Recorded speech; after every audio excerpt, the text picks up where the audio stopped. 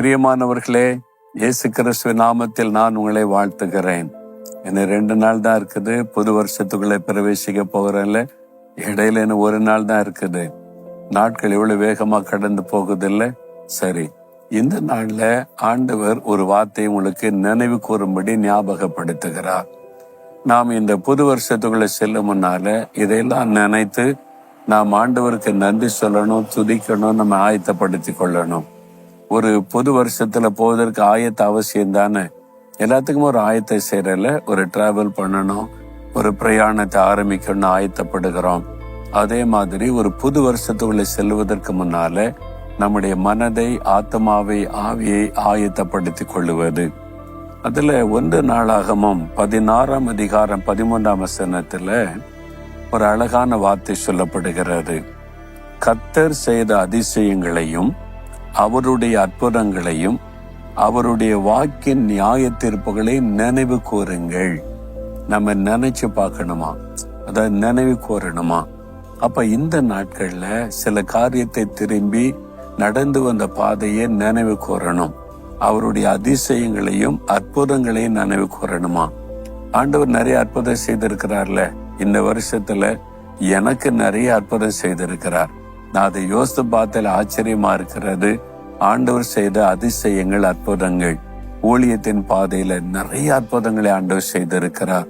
தேவைகளை சந்தித்த விதம், வழிகளை திறந்த விதம், காரியத்தை வாய்க்க பண்ணின விதம், அது மாதிரி ஜெபத்திற்கு பதில் கொடுத்த காரியம், நிறைய அற்புத அதிசயங்களை ஆண்டவர் செய்திருக்கிறார். உங்க வாழ்க்கையில ஆண்டவர் செய்திருக்கிறார்.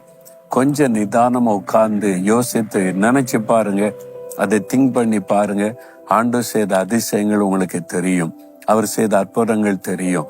அதை நினைத்து, ஆண்டவரே நீ செய்த அதிசயங்களுக்காய் ஸ்தோத்திரம், அற்புதங்களுக்காய் ஸ்தோத்திரம், நீ அந்த அற்புதங்களை சொல்லி சொல்லி ஆண்டவரை துதிப்பது.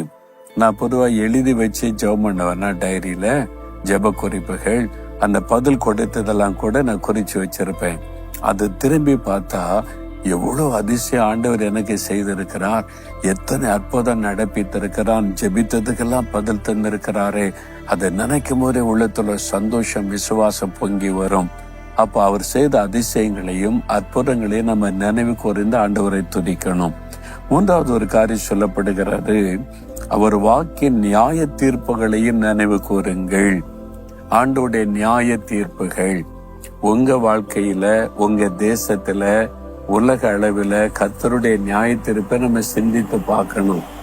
பல தேசங்களை கர்த்தர் நியாயம் தீர்த்திருக்கிறார்.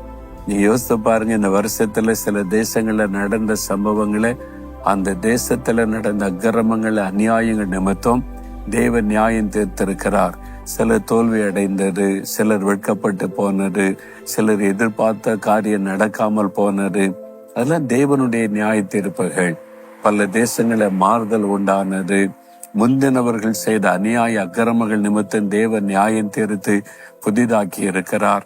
நம்ம சபையில நடந்தது, ஊர்ல நடந்தது, நீங்க வசிக்கிற இடத்துல நடந்தது, உங்க வாழ்க்கையில கூட ஆண்டவர் சில நியாய தீர்ப்புகளை செய்திருக்கிறார்ல.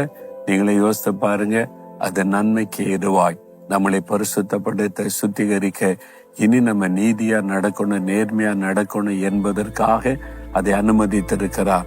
அதை நம்ம சிந்தித்து பார்க்கணும். ஆண்டவரே, நீங்க செய்த அதிசயம், அற்புதம் ஒரு பக்கம், நீங்க என்ன கூட நியாயம் விசாரித்து எனக்கு கூட தண்டனை கொடுத்து சரிப்படுத்தினீங்களே, அதற்காய் ஸ்தோத்திரம் ஆண்டவரை துதிக்கணும்.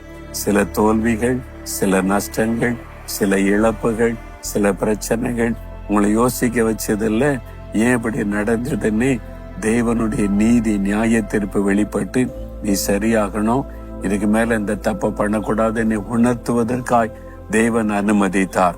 அதை கூட நினைவு கூர்ந்து ஆண்டவருக்கு நன்றி சொல்லணும். ஆண்டவருடைய சிக்ஷை வந்ததா உங்களுடைய வாழ்க்கையில? என் வாழ்க்கையில எல்லாம் வந்துச்சுப்பா. அதெல்லாம் வரணும். வந்தாதான் நம்ம சரியான பாதையில போவோம். ஆண்டவரே, எனக்கு செய்த அதிசயங்களுக்காய் ஸ்தோத்திரம், அற்புதங்களுக்காய் ஸ்தோத்திரம், உம்முடைய நியாய தீர்ப்புகளுக்காய் ஸ்தோத்திரம். அவர்களை சிந்தித்து பார்த்து நான் உம்மை துதிக்கிறேன். என்னை மறுபடியும் அர்ப்பணித்துக் கொள்ளுகிறேன். வருகிற புது வருஷத்திற்கு என்னை நீங்க ஆயத்தப்படுத்துங்க. இயேசுவின் நாமத்தில் ஆமேன், ஆமேன்.